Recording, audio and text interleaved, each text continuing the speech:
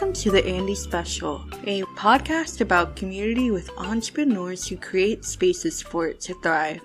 I'm your host, Ashley Chonka, and I'm excited to share with you the voices of those who do the everyday work of building community.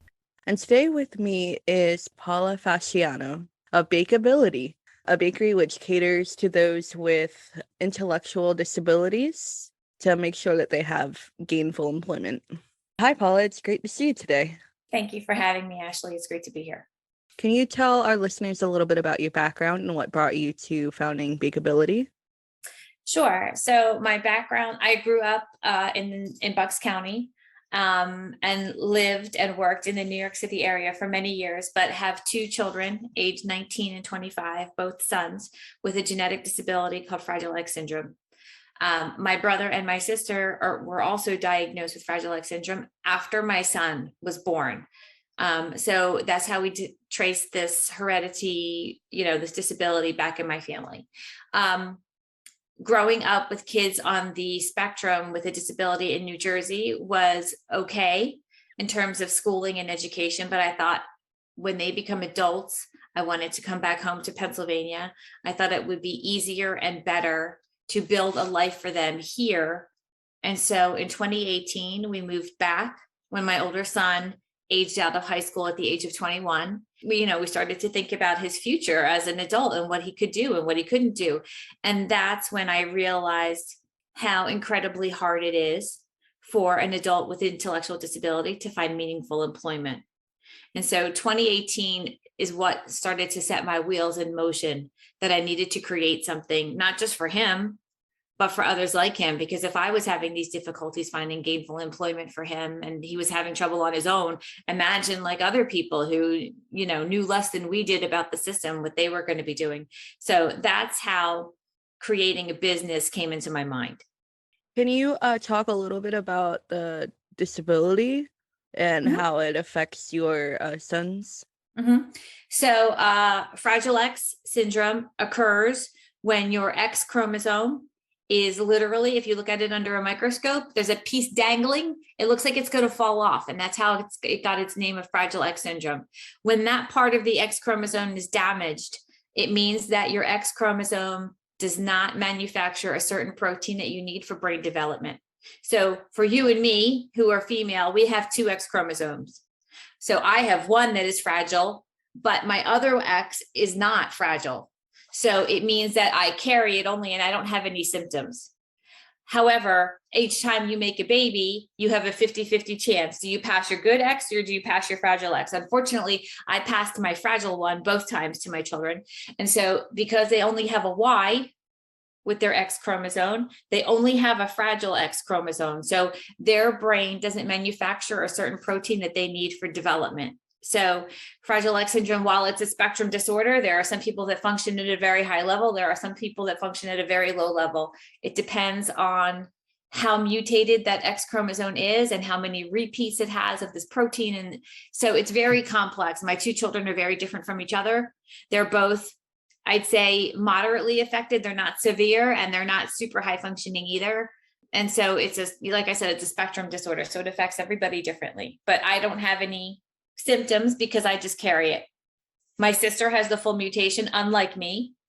So she has the symptoms that my children have, and my brother also. Wow. They say it happens, you have a 50-50 chance every time you have a baby. But my mom had 3 kids and all 3 of her children either have the pre-mutation or the full mutation. And my 2 children both have the full mutation. So I don't know about that. I don't know if I believe it's 50-50 every time you have a baby. But after 2, I was not willing to try it again. I mean, I can't even imagine like the whole process, trying to conceive and everything, like what might go down. Yeah, I didn't know anything then. I had my brother and my sister. Obviously, I knew they were developmentally delayed before I had children, but the geneticist didn't catch anything in their paperwork. And she just told me to relax and have a baby. So I did. And my son was the first one who was properly diagnosed once we realized that something was a little off with him by the time he was 1.5 years, 2 years old, and he didn't really have any expressive language. And so, and now if you know that it's in your family, like if you have a sibling or an aunt or an uncle, and depending on the genetics, now you can test for it and you can know if you carry it and you can make an informed decision before you have children. So, when it comes to the bakery, how did you go from wanting to start a business to help your sons have meaningful employment to the bakery coming to fruition? Yeah, that was a long road. I was lucky in that when I moved to the area, and my younger son started high school at CB West in Doylestown, I met other moms through his friends. And so in a short period of time, I had developed quite a network of other moms who were in the same situation that I was. If their kid was still in high school, like my younger one, it's not so much of a concern, but a bunch of the moms that I met had kids that were closer in age to my older son. And so we were all facing the same thing. So we used to, get together with the kids, and we call them kids, they're all adults. We would get them together and we would do like things with them. Like we would take them out, or we would do arts and crafts, or, in the summertime, we would all meet at somebody's house to swim. And we started to talk about ideas as to what we could do, because everybody was struggling trying to find meaningful employment for their adult child. So in the middle of the pandemic, before the pandemic, we had talked about maybe starting a staffing firm and purchasing a vehicle because none of our children can drive. And we thought if we could get some of the merchants in downtown Doylestown on board, maybe we could create our own staffing firm and transport these adults to their jobs and pick them up. And that's what was our original thought. And then the pandemic hit and we were like, well, this is not going to happen now anytime soon. And during that time, one of the moms in my core group at the time knew the woman who had owned the bakery and was looking to sell it in Buckingham Green Shopping Center. And she thought that, maybe this could be something that would be a viable solution. And my light bulb went off, because I, just from the Fragile X world alone and from companies that are now franchises, I know that a model where adults bake and serve baked goods and, make coffee and serve coffee is it's a thing for them. And I thought, this can't be that hard. Why don't we buy this bakery? And all the other moms were like, you're crazy. We don't know anything about this. This is insane. And I thought, no, this could work. This could work. And then slowly you learn that sometimes not everybody has the drive and the motivation that you do. And other people are scared because they've owned businesses before and they, everybody has a preconceived notion, but sometimes the ignorance is bliss, because I said to myself, all right, nobody else wants to do this. I'm going to do this. I was able to do this because I have a side hustle in addition to a corporate job, which is I coach other people in a health program that helped me get healthy about 4 years ago. I lost a tremendous amount of weight, and now I help other people do the same thing. So from the proceeds from that business, I had more than enough to purchase this bakery. And I thought to myself, you know what? I'm not going to have to pay college tuition. I'm not going to have to pay for a wedding. I'm not going to have to buy my kid their first house. I am going to have to buy my kid their first house. But I thought this is a good thing to do for them. So I bought the bakery, and we then once I bought it and I said to the moms, listen, I'm going to do this. Are you with me or are you not with me? And they were all with me. So I was very fortunate in that I have a lot of support from people who, it's my name on the contract. It's my name on the business, but it is an operation that runs as a well-oiled machine, thanks to 5 or 6 other parents and their adults who work there. And then we have, I'd say, another 5 or 6 that are employees and come to work with their parents. And so that's how we got to Bakeability. Wow. So, do the employees, do they make the goods themselves too? We have some adults who have a huge aptitude for baking. They bake. They do all the things. They learn. We guide them. No one's doing anything, 100% independent, but we gather, we have a method. We have recipes that are printed out and we look at them. And if you can't read, well, then we have visual cues too. And so we gather our ingredients, we bake things. We learn how to operate the point of sale system. Some kids love that because to them, it's like a video game, right? Because it's on an iPad and you push the button depending on what the person orders, and it does the math for you. If somebody's paying with cash, it tells you how much to give back. And, we tried to make it as simple as we could for our employees. So everything ends in a 5 or a 0. So when you give change, it ends in a denomination of a quarter. So it's 50 cents. It's easy for them to make change because we don't want to make it too complicated for them. And today, 9 out of 10 people pay with a credit card. So it's easy. They don't have to make change most of the time. And then we've also learned how to do the upkeep, like we do dishes, and, there's certain procedures, there's very strict procedures that have to be followed when you have a food business in terms of temperature and rinsing and sanitizing and things like that, and allowing things to air dry. So we have it set up so that they can be successful at that too. And, we keep things the same. So everybody knows where everything has a place, and it goes back in its place when it's completely dry. Everybody's doing all of the jobs. It's just like in every aspect of your business, you're just making it accessible to whoever may need it. And that's so wonderful. Like, I love that you have like the cues, and then you have the visual cues for those who aren't able to read. So they're still able to do what they need to do. It's just a reasonable accommodation.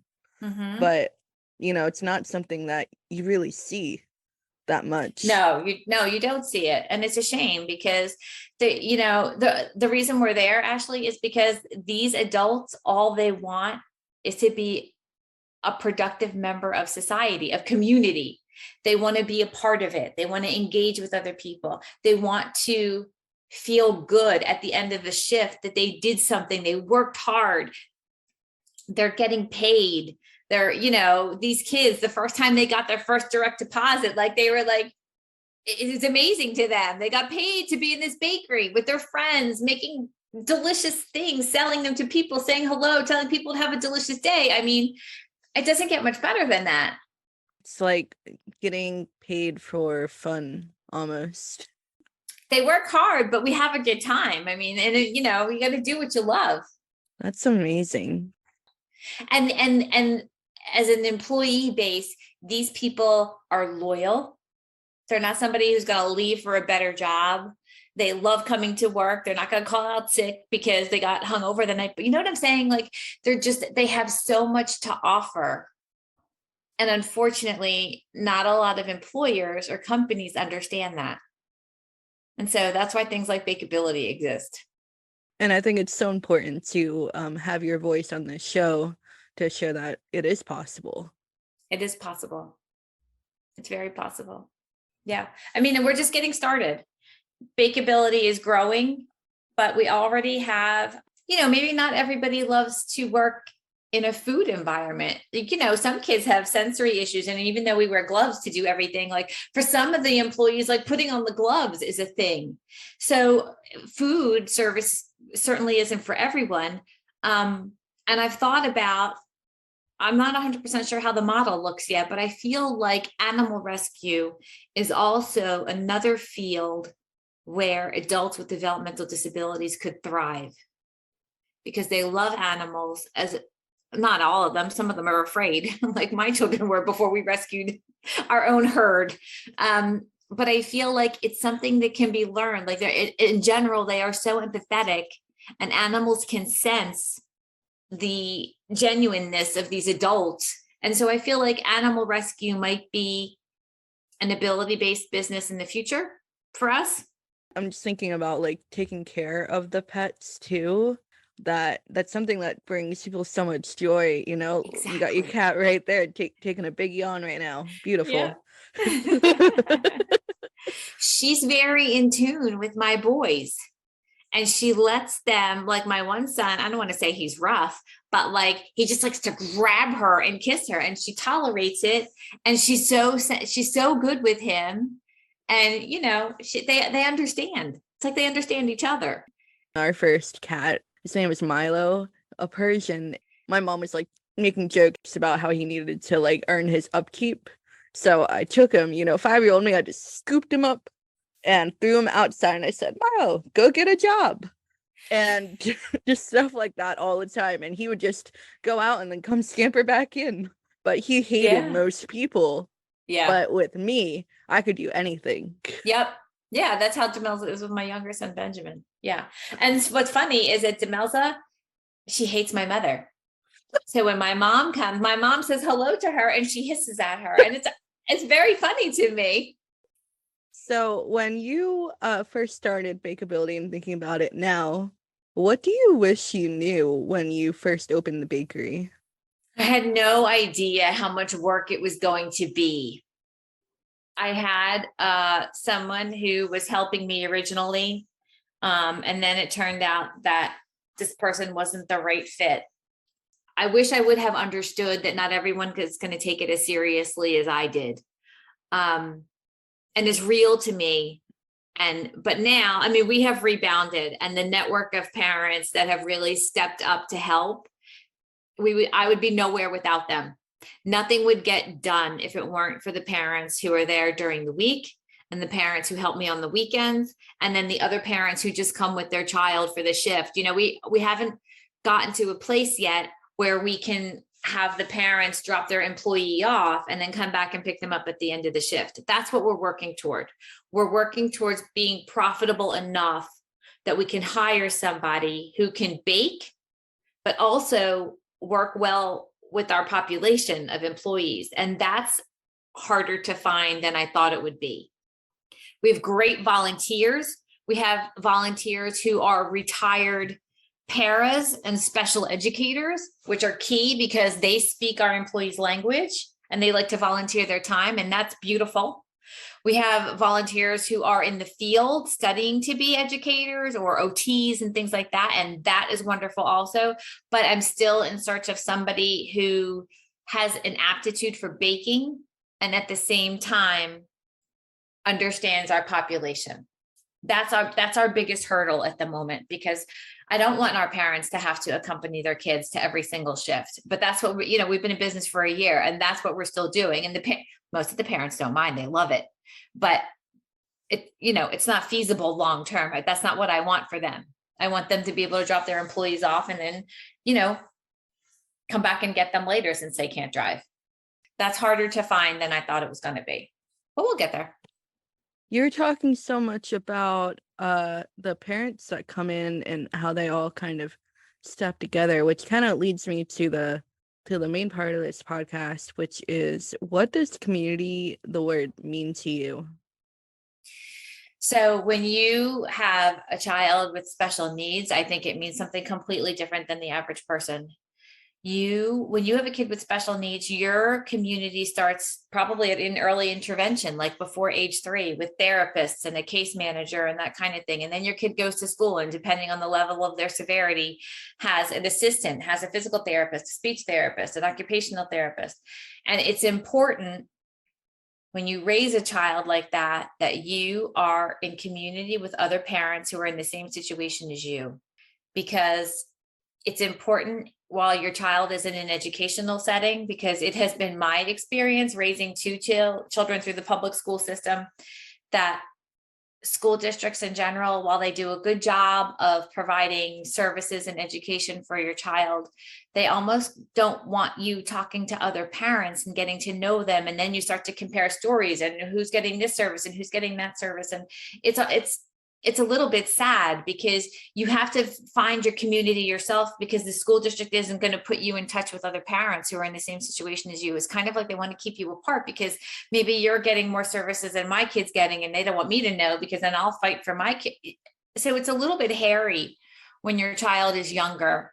And then you all get to a point where your kid's 21 and, well, now what? The school district's completely out of the picture. And then you have to navigate the system with, it starts at the county level. So for me, I live in Bucks County. To work with them to get my son a waiver took almost a year, and it was a nightmare. Whoa, a year? Yeah. It took a year to get the paperwork in line so that he could be approved. They denied him at first because, let's say there's 5 components to this test that you have to take, and you have to fail all 5 sections of this test in order to qualify for the waiver. And my son scored 1 point above failing on one of the 5 components, and that makes him ineligible for a waiver for his special needs.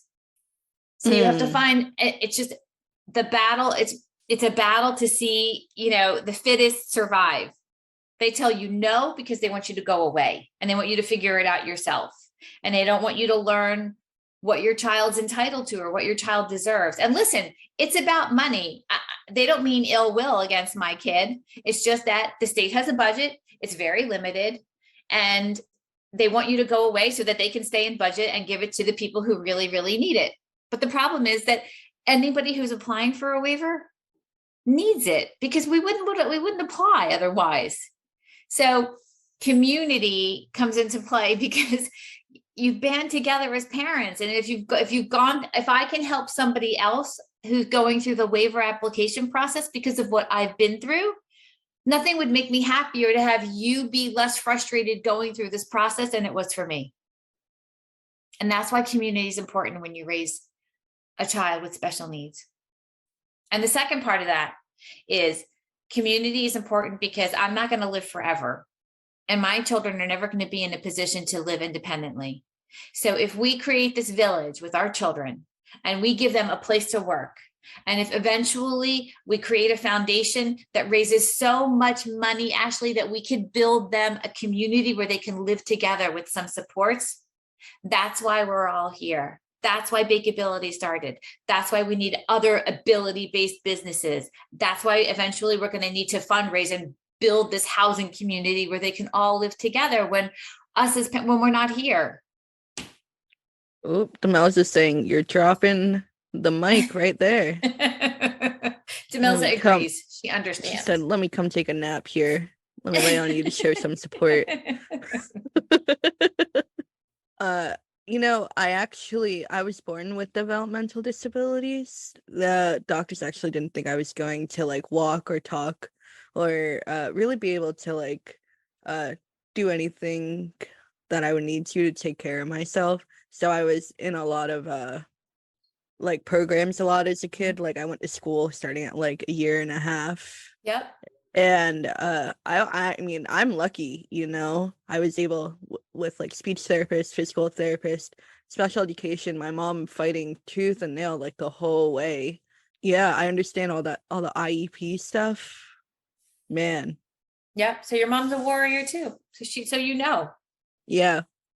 But look at you. Look at you now. And you went to law school and you have a career. You do a podcast. I mean, yeah, thank you. Thank you. I definitely credit like the teachers that I had like when I was younger. Like I had to Miss Pruitt and Miss Brood, and they really like they helped me each step of the way. Like they kept meeting me where I was. And I know now that I was extremely lucky to have that experience. And I would say that probably most people don't have that experience with, especially in a public school system. Right. Yeah, no, I mean, the teachers were phenomenal. I never had issue with in over 20 years of public education, I think there was maybe one or two teachers along the way who I feel like I could have done without. And it was the teachers who kind of said to the parents, listen, you guys need to band together because, the district is the one that doesn't want you talking to each other, but you'll find some teachers who understand. And they'll be like, listen, your kid has an aptitude for this. In class, he talks with this one. Maybe you want to be friends with the parents so that the kids could get together and, foster a social relationship. Like the teachers that I've met along the way, for the most part, have been incredible people. Wow. It's almost like they're like facilitators. Yeah. For the community that you've built. Yep. Wow. For sure.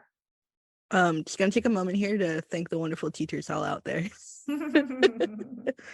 Yes.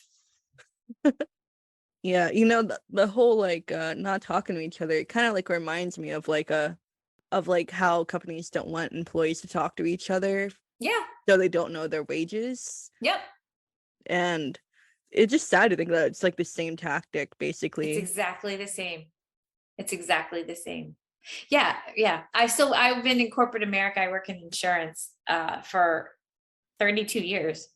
And it's still the same today. Mm-hmm. You see somebody getting promoted and you're like, I've been at this as long as they have. And then you're like, why am I not getting promoted? And then you ask a question and then guess what? Then you get promoted because they know that that, what it all means in the long run. They figured like, Paula did the math. She's got to get promoted now too. Yeah. You're constantly fighting for yourself, for your kid, for yourself, for everything. It's true. Mm-hmm. That's the other beauty about Bakeability. That's not the kind of environment we have. We're just all there, doing our thing. Listen, you want to move on and go do your own thing. And I would love it if my employees get to a point where they're like, this is too easy. I'm going to go get a job at a sous chef in a different bakery. Like, I would love that, because that means I taught you enough skills that somebody else wants to give you a job. That's amazing, you know. If they have that ability to go and work somewhere else, you've done what you meant to do. Exactly right. And now somebody else is going to give you that opportunity. And that's the ripple effect. That's how we get other people to understand that the value of employees like ours can give to a community. Mm-hmm. One person at a time. That's it. One ability-based business at a time. Exactly. So outside of the bakery, how do you connect with community? Is there another way that you connect with community outside of that, you know, with your own hobbies or anything you do in your life that, you know, basically brings you joy and connects you with others? So I love to read. And I joined a book club with some women locally, which is good because it has nothing to do with my children or with special needs or anything like that. And sometimes you need it as a parent, you need to do things in your life that have nothing to do with special needs. I love live music. And I love to go and see a live show. So COVID kind of was hard for me, because there were no live shows and I love to do stuff like that. So, and that I have taught my children. So tonight, in fact, we're going to see one of their favorite bands from their childhood, Big Time Rush. They're at the Man Music Center. Whoa. Yeah. 10-year reunion tour. We're doing that tonight. So I think live music is something that I love, that my children love also. And I think that gives me a sense of community too. And then I have my health coaching business, which I love because I love to help people overcome their struggles with their health. Losing weight is one thing, but just feeling better overall and, getting off medications and things like that, simply by being in tune with your body and eating better and moving more and that kind of thing, like that gives me a lot of joy. So yeah, those are the things that I do that don't have anything to do with special needs. It's good. I just feel like you always have to have something outside of the thing that it is that you're doing that just brings you joy and helps you connect with the world outside of yourself. So you're reminded that, there's a lot more out there. Yeah, there's a lot. And I also love live music. Yeah, there's nothing like it. The atmosphere, like the other people that are there, when you can feel the bass reverberating through your whole body. I agree. There's nothing like it. There's nothing like it. And now that I'm older, and when I see artists come through and I realize that they're much older than me, I say to my husband, we should go, because there might come a day sooner rather than later that person won't be around anymore. And this way we'll be able to say, we saw them live once. So now, I really make an effort and I try to get to as many shows of different artists that I can, because I feel like you just never know. And you'll always have the memory. And I feel like that's important too. It is important. I mean, memories are so important, especially in times of struggle, when you have a memory that you can look back on and smile, it uplifts your mood just a little bit, which can help so much. For sure. Depending on the place that you're at. Yep. 100%.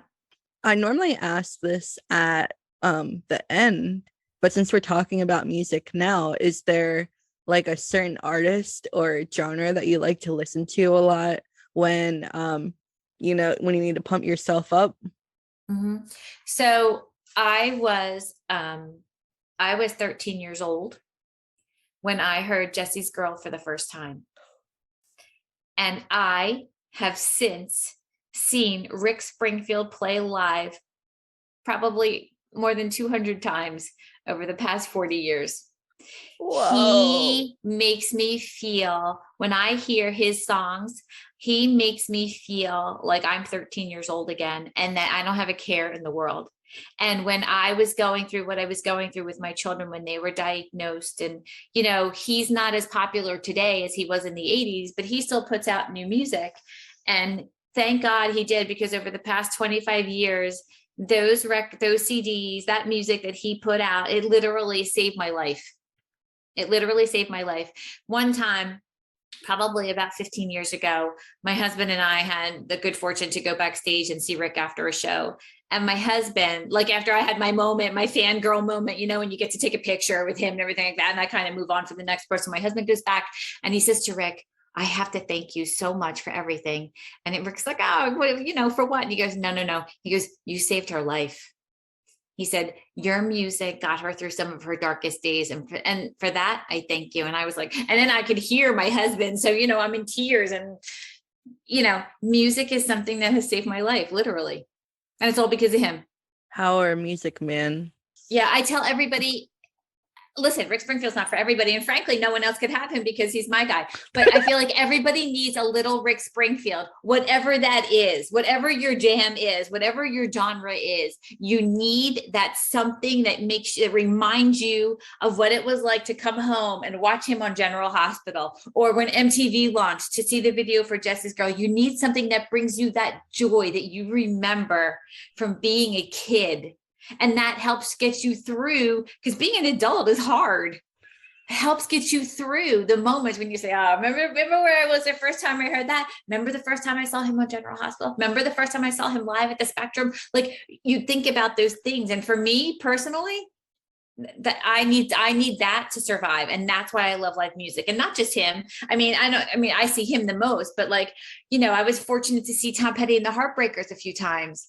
I've seen some great bands live, and it stays with me. It's like a catalog of shows, like in your brain that you can like rotate through. Exactly.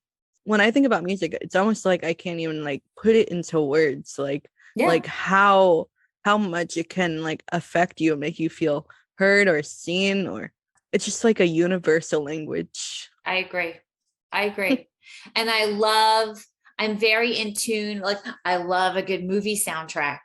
Oh. And I think that music placement in media, like whether in TV shows or in movies, like I pay such attention to that. And I think that that's so important, and it adds so much to what you're watching. You know, I love a good soundtrack too. After all this talk with music and everything like that, is there anything else that you do to motivate yourself other than go to live shows, listen to music, basically to just like remind yourself like what it is that you're doing, you know, when it gets hard doing what you do? One thing I learned, Ashley, in the last 5 years, because I changed my lifestyle, like when I got healthy and everything like that, you know, a lot of people start programs and start diets and things like that because they have this motivation, like they want to be healthier, they want to lose weight or whatever. I learned from my own experience that motivation is very fleeting. And the people who are successful long-term are the people who have discipline, are the people who try their hardest, even on the days when they wake up and they're like, I don't feel like it. I'm not going to walk those 3 miles today. The people who are successful long-term in anything are the people who do it when it's hard, who do it when they don't want to. So when Bakeability started, and it was hard going in the beginning, and people turned out to not be who I thought they were going to be. And, you know, there's a lot of everything broke in the first 6 months, and I had to replace the water heater, and the sink kept clogging, and like everything that could have gone wrong went wrong. But I know from having raised my kids that my parenting experience was the opposite of what I thought it was going to be. And I thought, well, this is no different. Everything's going to get done the hard way. So yes, everything is going to break. Yes, we're going to waste a lot of food because we don't know how the timer works on the oven initially. But what you learn is you learn to improve, and that comes with discipline and the want to be successful and try harder and keep going and that sort of thing. So I think the key is discipline. I don't know how you get it. I feel like some people are born with it and some people just don't have it no matter what. And I don't have discipline in every aspect of my life. I'm not perfect. I mean, I do a lot of things wrong, and there's a lot of things that I don't like to do, and so I don't do them. But I mean, I feel like if you have discipline in your work and you have discipline when it comes to you and what you need to do to survive, to be happy, I feel like that's the key. It like reminds me of just trying to put this podcast together. It was so much that I had to learn, like as far as like building a website and the equipment and just like bringing it all together. Let me tell you, the first time that I tried to use WordPress, like I walked away from my computer. I was like, there's no way I'm gonna do this. Exactly. But then I grumbled, and then I came back still grumbling. And I was like, oh, okay, I got this one thing right. I guess I'll just try to get another thing right tomorrow. Right. Exactly. A little at a time. And that, I feel like that's how it goes, you know. We're learning. We learned in Bakeability what we can do, what we can't do, what we're good at, what we're not good at. We're not all things to all people. We get a lot of people who walk in and be like, I need a cake. And I was like, we could give you a bunch of cupcakes. Or we make these party trays, which are cut up pieces of our brownie and our blondie and our magic bar and our lemon bar and our peanut butter bar. And that's a platter. And that way everybody could have what they want. But a 2-layer birthday cake with buttercream? No, not here. We can't do that. That's not our thing. We're a takeaway facility. But so we're learning. We're learning how to appeal to people who come in and have a preconceived notion of what a bakery is and be like, listen, we're not that, but here's what we can offer you. And you might find you like that better in the long run. For my last question here, do you have any advice for someone who is aspiring to either start a bakery or an ability-based business? Yes. Do it scared. Just do it. If you have an idea in your head, if you have this desire in yourself to create something for your child that maybe can't create something for themselves, just do it scared. Everything will fall into place. You'll learn, you'll make mistakes like I do every single day, but do it because it's so rewarding to have a staff of 20 employees who get a paycheck, who show up for work regularly, who wear their uniform proudly, who, learn to bake things that they couldn't bake a year ago. Just do it. Nike says, just do it. Paula says, do it scared. Because it's always scary and there's a lot of excuses and there's a lot of reasons not to do things, but just do it scared. It'll be okay. I love that. Do it scared. Because when you're doing things that are very worthwhile, they do seem very scary as you're doing them. Yep. When I have to write a card or something, like I say somebody gets married or something or whatever, and I use these lyrics that are Rick Springfield lyrics from like 25 years ago. Lay and I write them in everybody's card. And it says, nothing that matters comes easy. Nothing that comes easy ever really matters. Channeling that Rick. Everybody needs a little Rick Springfield, Ashley. You know what I mean? Whatever Everybody that does. is. Thank you for bringing it to me today. You're welcome. We're about to close out now. So I was wondering, is there anything else that you would like the listeners to walk away with? So I just feel like you can do anything you put your mind to. If you have a child with special needs, it will get better as they get older. So it's very hard when they're little. It's very hard when you don't understand what's happening. It's very hard not knowing what's going to come next. But I feel like if you just do what you need to do for them, everything falls into place. Come and see us at Bakeability. I'm happy to talk to anybody who has any questions about starting a bakery or starting an ability-based business and what my thoughts are and that sort of thing. We're on the internet.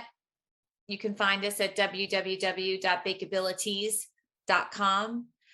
We have a Facebook page and an Instagram. They're both at Bakeability Bakery. And we're in the Buckingham Green Shopping Center on York Road for you locals. Thank you so much for being here today. Thank you, and for Ashley. sharing your perspective and letting us all hear about how it is possible for those with intellectual disabilities to find a life that has purpose. Thank you for joining me for this episode of the Andy Special. To be notified of new episodes, you can follow the podcast on Spotify, Apple Podcast, or YouTube. You can connect on socials at the Andy Special. Join me next week with Jazz Morse, a queer black artist who vends in Cherry Street Pier, is a Mural Arts Black Artist Fellow, and has a new mural on Sampson Street. Until next time, my friend.